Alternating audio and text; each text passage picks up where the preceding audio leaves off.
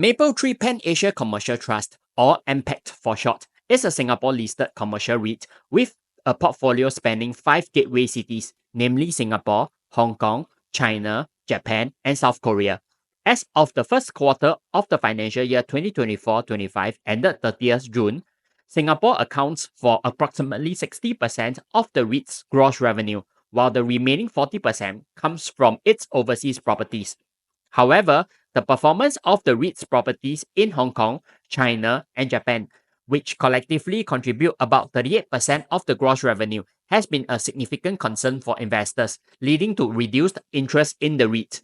In this video, I will be taking a closer look at how the properties in these three regions have performed since the second quarter of the financial year 2022-23, which ended on 30th September 2022, when these properties were added to the REIT following the merger with Mapletree North Asia Commercial Trust. Up to the latest data from the first quarter of the financial year 2024-25 ended 30th June 2024, we will assess how these headwinds have impacted the REIT's overall performance. Additionally, I will be reviewing the REIT's debt profile over the same 9-quarter period to understand how it has evolved. Let's dive in. First, let us take a look at Festival Walk, the REIT's property located in Hong Kong, where it has both retail and office components. As you can see, the occupancy rate of the property remains at a high of above 99% since it was added to the REIT's portfolio following the completion of the merger.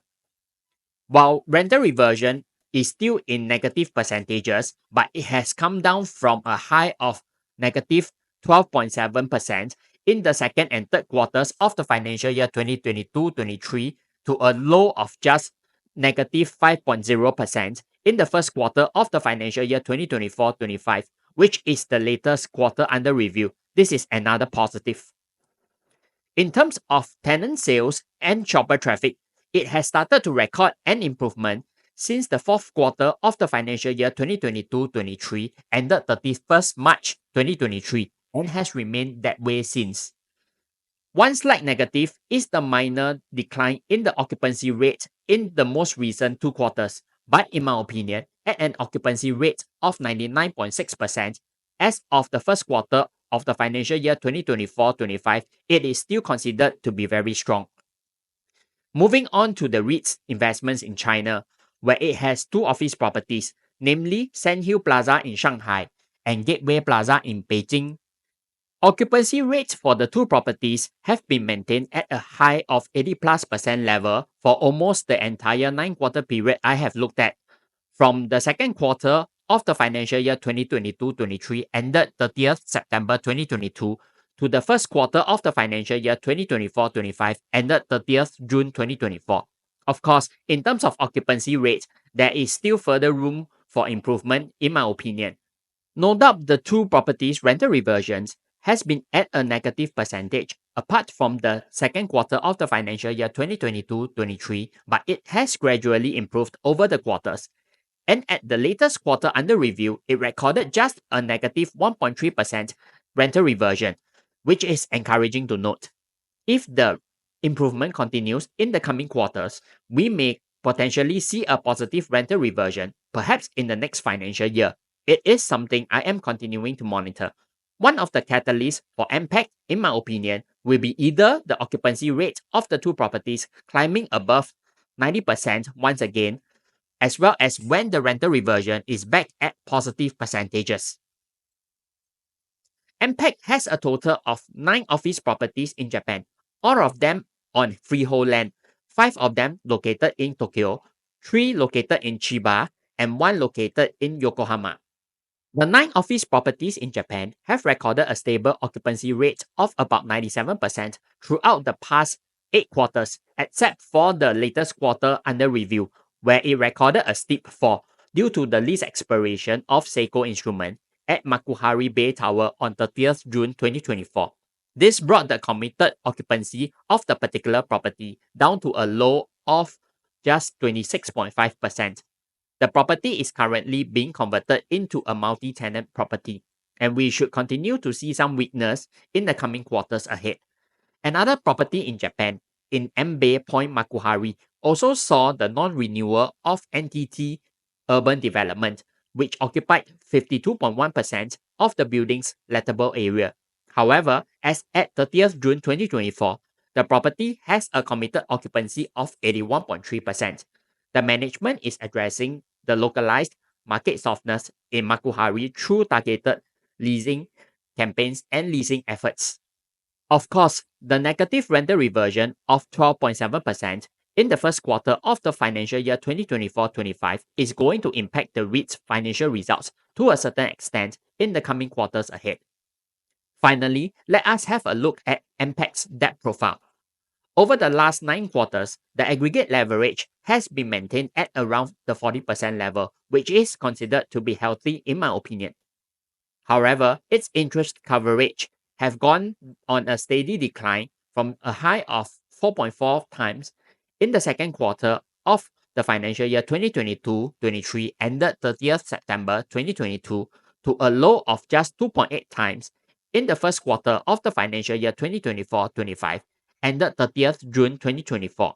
Of course, following the completion of the divestment of Mapletree Anson on 31st July 2024, with proceeds allocated towards debt reduction, bringing its aggregate leverage down to a more comfortable level of 37.6% and interest coverage up to 3.3 times, which is also a healthier level. Another thing to note is that the REIT's all-in borrowing costs have also saw a steady climb over the same time period from 2.44% in the second quarter of the financial year 2022-23 to a high of 3.54% in the first quarter of the financial year 2024-25, with interest rates likely going to remain high for the rest of the calendar year. Higher borrowing costs coupled with a lack of acquisition activities is going to impact the REIT's distribution payout in the current financial year to a certain extent. Here's a roundup of today's discussion. One positive is the REIT's properties in Hong Kong and China are gradually recovering if you look at the statistics. For Festival Walk, no doubt rental reversion is still at a negative percentage, but it has improved over the quarters. Tenant sales and shopper traffic for the mall have also recorded a year-on-year improvement since the fourth quarter of the financial year 2022-23 ended 31st March 2023, and it has been that way since. For the 2 office properties in China, same thing. While rental reversion is still at a negative percentage, but it has gradually improved over the quarters. On the other hand, the non-renewal of 2 tenants in 2 of its properties in Makuhari, along with a huge decline in rental reversion at a negative 12.7% as of the first quarter of the financial year 2024-25, may negatively impact the REIT's contribution from its Japan properties, which contribute about 9% towards its overall gross revenue in the coming quarters ahead. Another thing is the steadily rising all-in cost of borrowings, where it has climbed by 1.1% over the last 9 quarters I have looked at. With interest rates set to remain at a high level this calendar year, the high borrowing cost is set to continue to impact the REIT's distribution payout to unit holders. I foresee a mid-single-digit percentage decline compared to last year. I will continue to keep a close watch on the above headwinds and provide updates in my reviews of the REIT's results in the coming quarters ahead. With that, I have come to the end of today's video presentation. I hope this has given you a clearer picture on the REIT's properties in the 3 countries and a better understanding about its debt profile at the same time. If you find the contents in this video useful, I would greatly appreciate it if you can give this video a like. Also, you may want to consider subscribing to this channel so you will not miss out on any new videos I will be posting in the future. Thank you for watching, and I look forward to talking to you again in the next video.